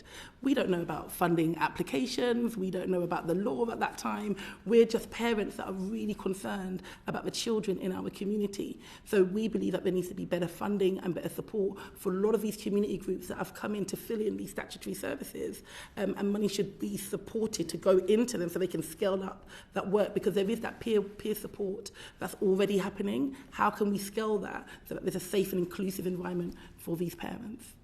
I think that there are significant resources that we waste fighting for support, which should be given without having a statutory plan. And I think within the system, and I think we've heard from the previous panel, there is an over-reliance on EHCPs from parents because the system is not supporting them when it should do. And actually, if we're giving children and young people the support that they need earlier, we wouldn't be seeing them moving into more independent provision, complex care, tier 4 provisions. An example I'll give you is a child and young person I know was struggling with planning his homework in a grammar school, was constantly getting detentions, and parents asked, "We don't understand all the apps, please can someone just once a week sit down with him and help him plan his homework and look at the timescales of his homework so that he can manage it in accordance with his that." That never happened. He developed an eating disorder and was in the Priory for 6 months. And so from what could have been a really cost-effective intervention to support a child, didn't happen. Anxiety came along, and we're then spending a lot more money. And I think when you look at that one case, it's not an isolated case. Mm-hmm. The numbers of our children and young people that are in tier 4 provisions is really increasing. The number of children and young people getting EHCPs is increasing. But actually, what we should be looking is better collaboration between health and social care and education to provide really early support. And it doesn't need to be a one-to-one support with a child. What works for a child with SEND works for a whole class. We need to be looking at how we can really celebrate our children and young people to engage in the curriculum in different ways. If we're forcing them down a curriculum pathway which isn't allowing them to thrive, we are creating mental health difficulties. So we need to be a lot more creative with the funding that we have in the system and how we use it. No one, not even the government, knows how much the SEND spend in education, health and social care as a total is. It's quite a shocking figure, isn't it? It's a shocking statistic. So, and when you're talking about funding, it's best to preload the system with early intervention. It's been flagged since before the last reforms as being really, really important. For example, the NAO report said that it was critically important, but the DfE does not have a process or funding to facilitate early intervention. In schools, the SEN support budget, the delegated budget that Imogen mentioned, has not been increased for about 15 years. So it's worth half of what it was previously. So, and when it goes there, it doesn't go to the SENCO, it's part of the general school budget, so it doesn't get given to the SENCO, it doesn't get spent on SEN, it gets spent in another area of the school where it's just as equally needed, but it's actually supposed to be spent on SEN. So we believe it does have to be ring-fenced, it does have to be maybe renamed the SENCO budget, and so it has to be accountable. At the moment, it's completely murky. You don't know what a school spends its SENCO budget on. And so all those children who end up needing EHCPs end up being out of school, and there's far too many of them. If they had had that support funded by the enhanced budget at SEN support, how many of them would not have needed the plan to start off with? I mean, funding is such a massive issue. We haven't got time to talk about all the macro funding part of it, and I'm possibly not the right person to get into the weeds of that, but we will send that information to you as part of our submission. Thank you very much. Hayley? Yeah, just quickly, I think the structure where schools have to find the 6,000 on top of the initial 4,000 obviously every child is theoretically supposed to get does need to change. It is creating, I think we've got to be honest, schools are massively under pressure in terms for everybody, for all their children. And obviously they get this SEN budget, which I've spoken to head teachers, and they say, look, our SEN budget now is basically taken up by EHCPs, so we have no money left for anything else for the school, for the children that don't have the EHCPs. So then if you then turn around to school and say, well, can you take on more children with the HCPs? We're going to get to a point where they're saying no, and we do have that already. Some schools do say no, and not that they legally should, but that is what's happening. And so we need to change the system so that there isn't this like disincentive financially to take these kids, because they give so much back to obviously a mainstream class, but obviously if the money isn't there to give them the support they need, we're pushing them into a situation where actually it's not good for anybody. The direction of travel now is to create more resource provision, more units within schools. So where is the money coming for that? And also that the potential issues is that children will be moved into these resource spaces instead of being in the school with the rest of the children. And you need to make sure that if you're going to be an inclusive school, that doesn't become, resource provision doesn't become segregated. Yes. Sticking with that theme really briefly, what do you think the government should be doing to increase the capacity of the SEN system overall over the longer term? Obviously at the moment there is a focus on delivering more resource spaces in schools, but we've heard some other ideas as well, that there are also thoughts about kind of how to create a kind of accountable, inclusive mainstream. Just really briefly, if you can. Well, first of all, there needs to be more staff. There needs to be more support. I get shocked when I go into certain schools and I see there's a teacher in each class and one TA going in between. If we're talking about having more inclusive schools and we're saying we're going to do all this new training, but then we're not giving schools the capacity to be able to implement that training, then it's just lip service. So if inclusive schools is the talk that we're saying, then let's match that with money to make sure that the resources are in place for teachers to be able to actually truly deliver inclusive schools. I would also argue as well, we're not sufficiently planning for our population. We know children and young people when they're born, often with medical and complex needs. We know that in 5 years they're going to be in school. We know that in 10 years they're going to be looking at secondary school, but yet we don't incorporate that data. There isn't sufficient data set, and councils are not using that information to better plan their provision. And as a result, they're relying on the independent market to come in and fill those positions, but often at a cost and a profit to them. We need to be better at understanding what high cost provision will look like, how it needs to be delivered.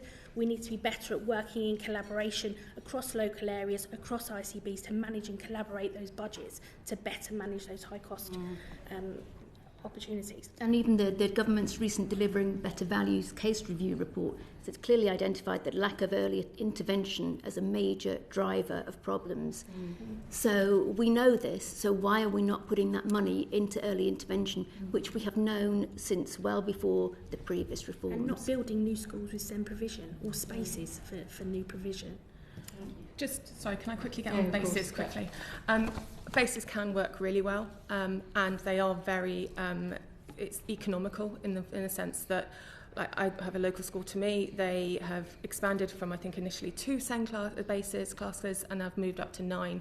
Do really well at integrating children to the level that they're comfortable with, so it keeps them as part of the community, but at the same time doesn't scare them going into school every day effectively. In terms of finances, I think a child on average there, the spend is about between 20 and 22,000. If you send them to an independent school, you could be looking as much as 60. So it does make sense if it can be done well. So yes, it probably needs to be a statutory fitting to make sure that doesn't end up just being effectively childcare, which we have had cases of that in some schools. But when it's done well, it's really good. But we do need an evidence base to base this on, which I know the DFE are gathering at the moment. But while they're busy gathering it, local authorities are busy creating more resource provision without any guidance or anything like that. Yeah, thank you. I'll go to Caroline now. No, we're short of time, that's fine, we'll move on. Are you sure? I think it's probably that's fine. Quite important, but fine. I'll come back to that. I'll come back to that question if we've got time. If we have got time at the end. Joe. Yeah. Morning.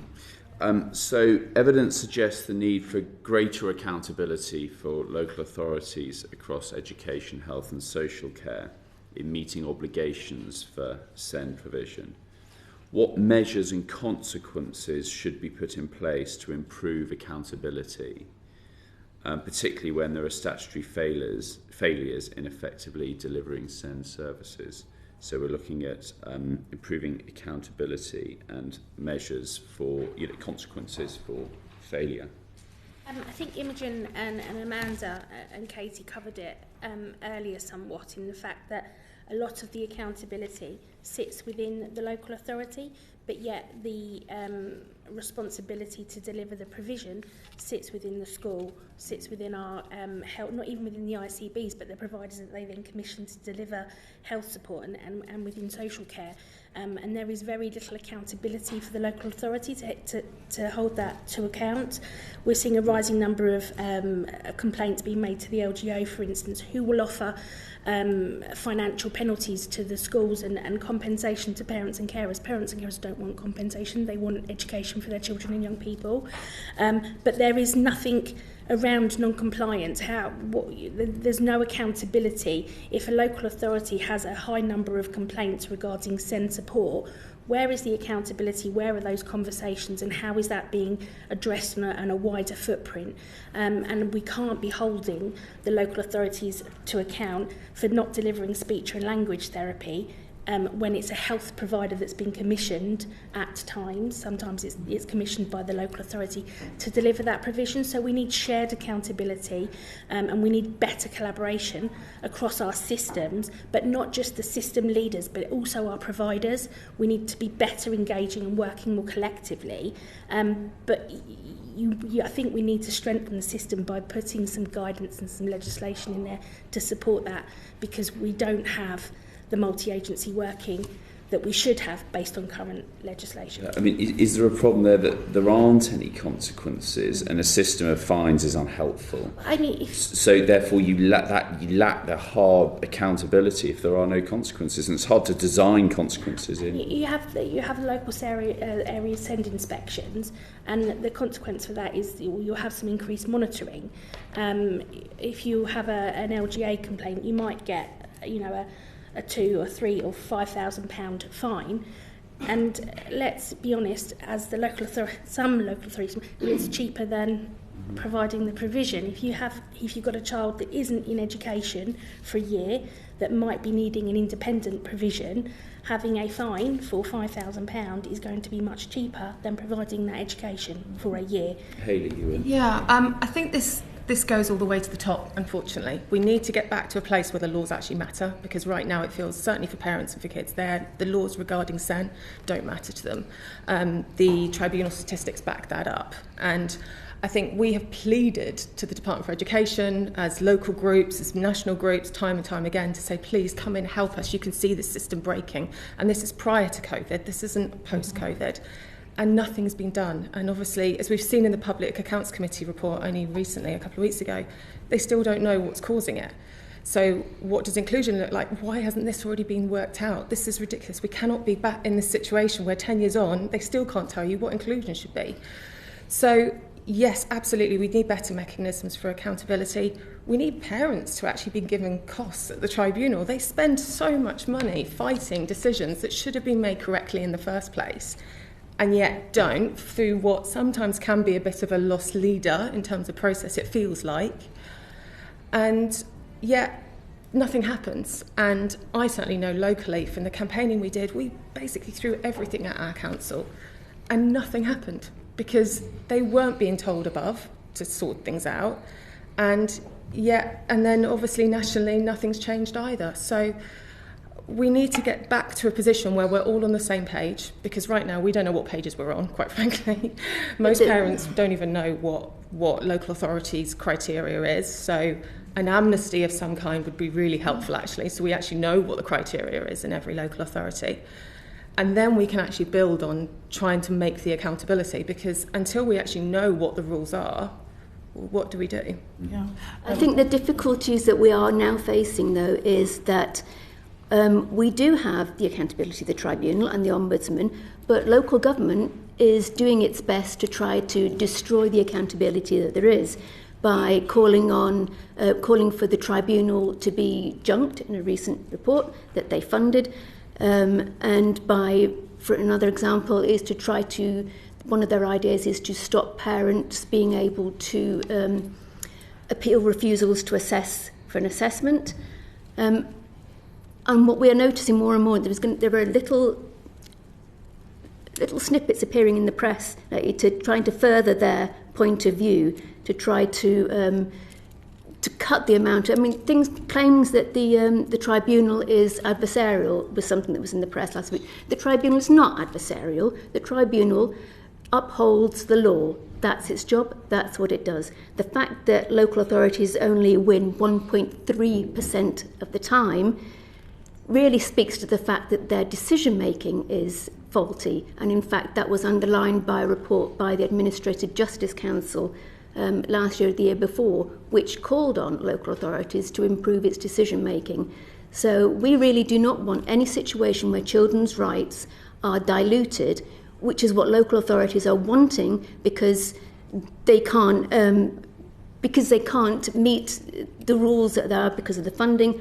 Their answer is to then, let's just get rid of the rules. I mean, in whatever other industry would that be allowed? And if we dilute the rules, we're not going to dilute the needs. The needs will still exist. I just want to add, look, the SEN system is broken. It's broken for everyone up and down the UK, but particularly when we're talking about black parents and the lens into which they interact. Oftentimes we're not even getting to tribunals, we're not even getting to that stage because of how our behaviour is policed. We go in trying to support our children and our children's mental health, and the next minute is our mental health that is being questioned in that process. So there is an intersectional layer of race, of poverty, and how that intersects within this system.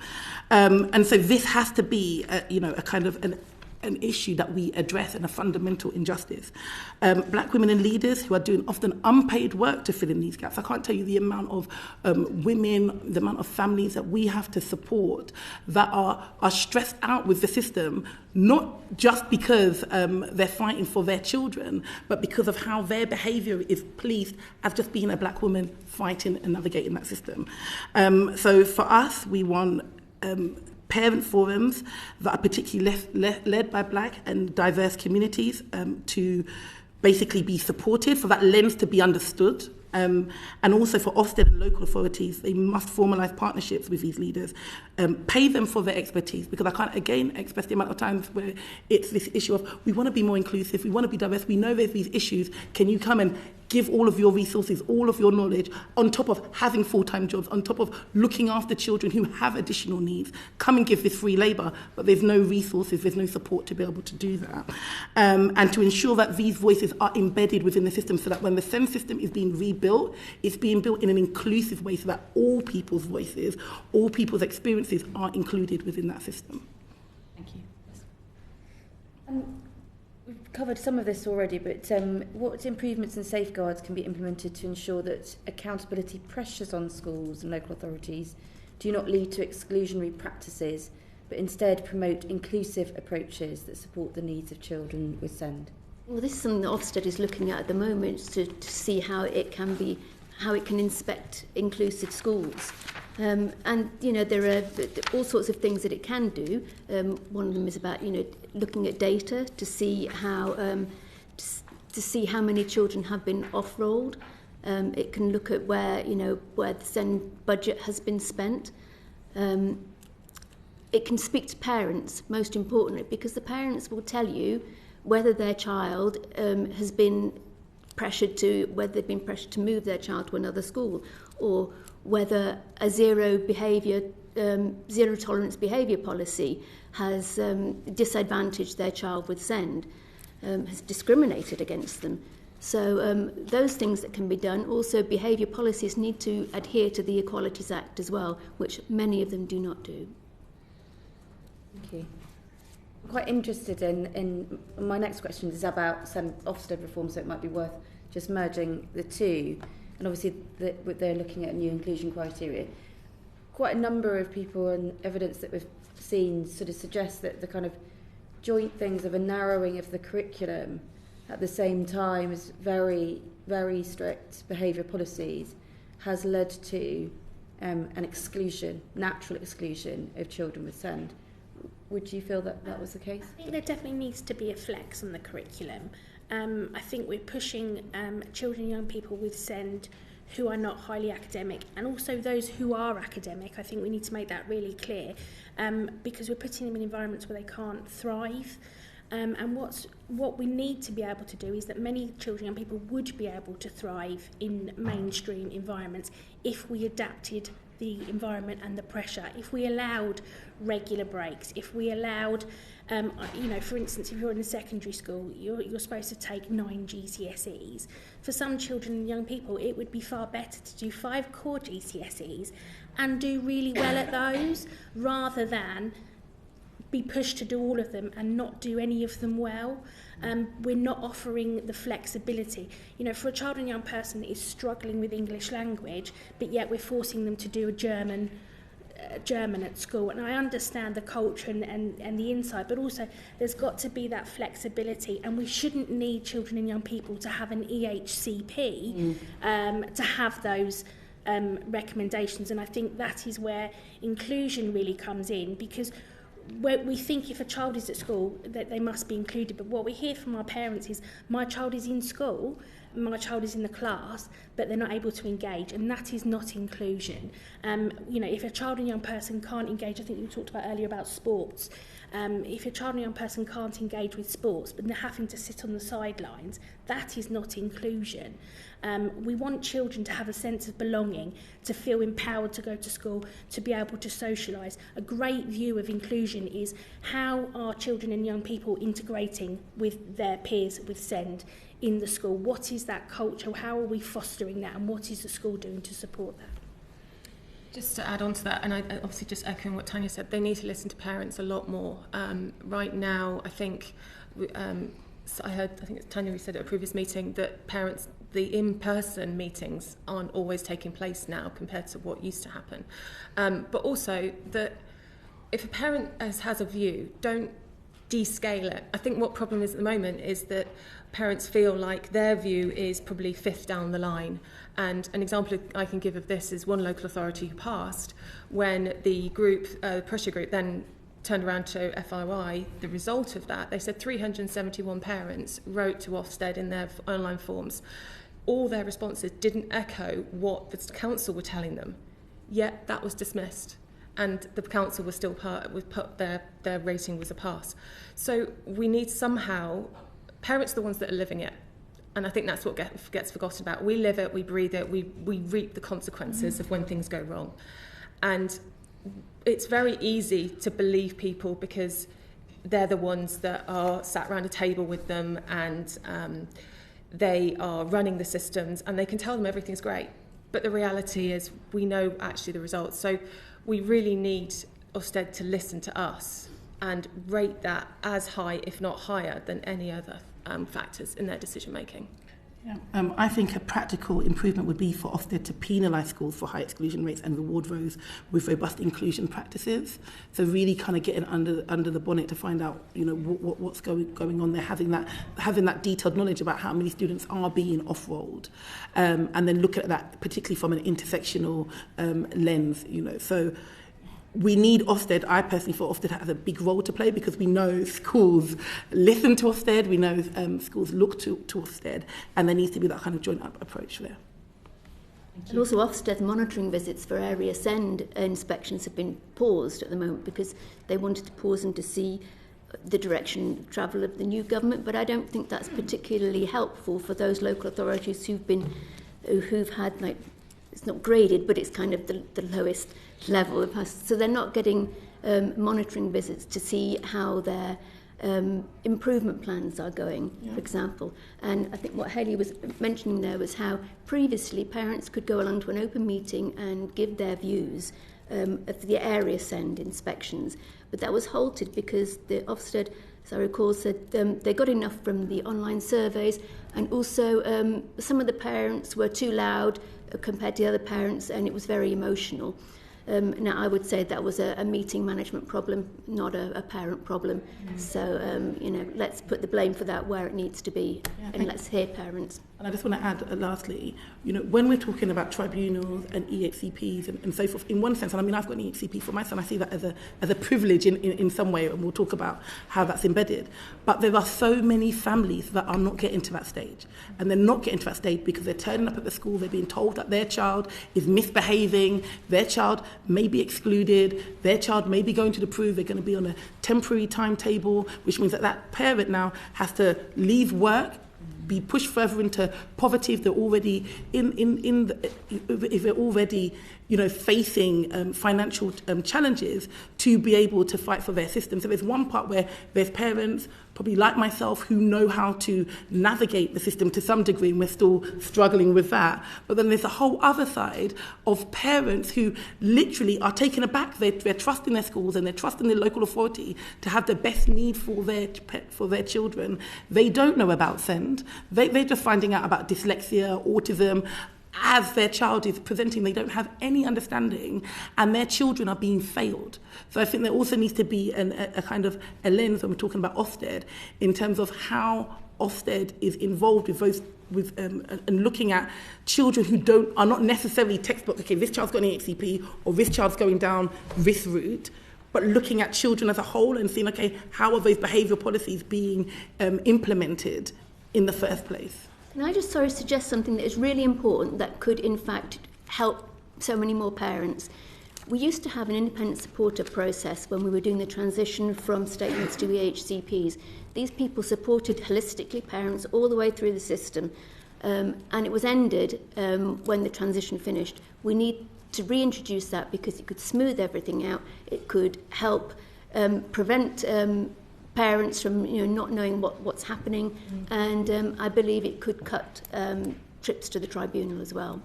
Thank you. I'm going to just pass to Serena for a final question. Thank you, Chair.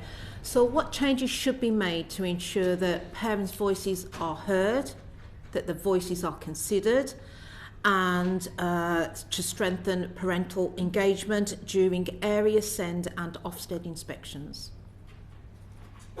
We just covered some of that before with actually, having that meeting back so you can. And if parents are upset in the meetings, they're upset for a reason. It's because their children have been devastated by not getting the support that they need. And that loud parent is probably speaking on behalf of a whole load of other parents who don't have the confidence to speak up, and they're probably quite grateful that parent has spoken. I think many parents and carers feel unheard, often blamed, quite often shamed when they're advocating their child and young person's needs. And it's great filling out a form because we've all, if you have a child with disabilities, I think you have to qualify very quickly for a degree in form filling. So it's lovely to get a form and send it in. But what we don't hear from the local area inspections is the themes of what parents are telling us. And I think what then becomes the challenge for the parent carer forums, for the charities and the voluntary groups that are also inputting into those area inspections, is we then get a lovely report which doesn't really reflect what the parents were telling them. What those that are supporting the parents were saying.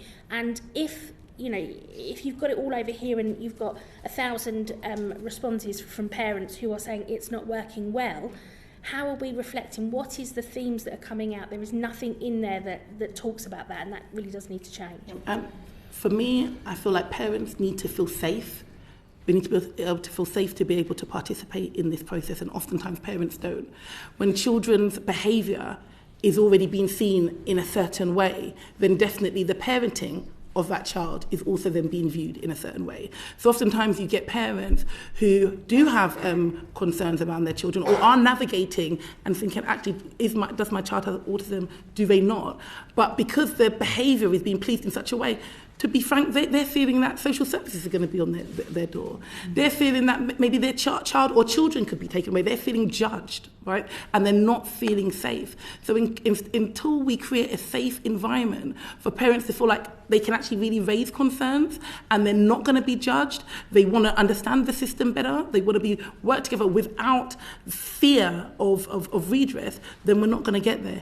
Equally, there's parents that we supported who are here legally but are going through the immigration process. And we're told that when they try and engage within the system, the first thing that's happening is they're being questioned and they then have to retract from even engaging, because when their visa comes up for review in maybe the next 2 years, if they have one kind of query or question that, they've been referred to social services or mental health, they may not be able to stay in the country. So oftentimes they come to me and they say, look, Agnes, we're not I know we talk at the school gate, but we're not like you. You can say these things, we can't, because our visa may not be renewed if we raise our head above and we advocate for our children. So those children are then being failed. So really we need a safe system. We're talking about parental engagement, if we're talking about equity, we're talking about inclusivity, it needs to be safe for parents to be able to actually engage in this process without feeling that they are now going to be judged or receive punitive measures themselves. Or investigated by social services, which happens, and have children taken away. On that note, which is an important note, I'm going to draw this to a close. Can I thank all of our witnesses for coming today? We deliberately designed the programme so that we heard first from parents and organisations that represent parents and organisations that provide services in support of parents, and that will set a context for the questioning that we undertake in our further evidence sessions, when we'll be hearing from young people themselves, but also from professionals that support them across a range of different professions as well, and from government ministers. So thank you very, very much for coming today. Thank you. Order. That concludes our proceedings for today.